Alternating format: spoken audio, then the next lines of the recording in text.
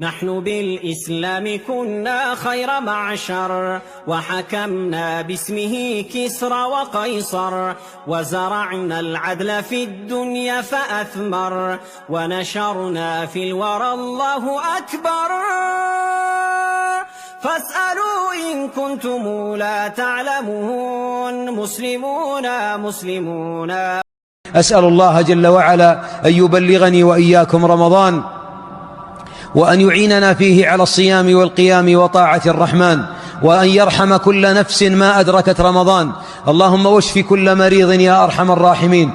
اللهم اغفر لآبائنا وأمهاتنا، يا رب ارحمهم كما ربونا صغارا يا أكرم الأكرمين.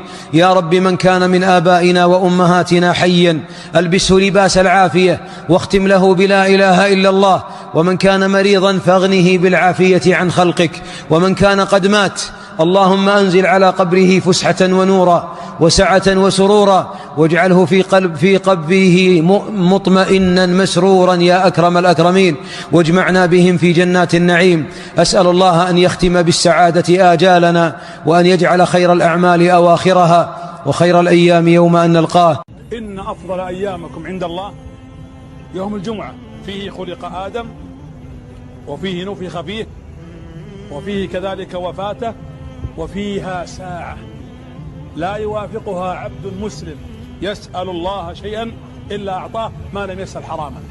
نحن بالإسلام كنا خير معشر، وحكمنا باسمه كسرى وقيصر، وزرعنا العدل في الدنيا فأثمر، ونشرنا في الورى الله أكبر. فاسألوا إن كنتم لا تعلمون، مسلمون. نحن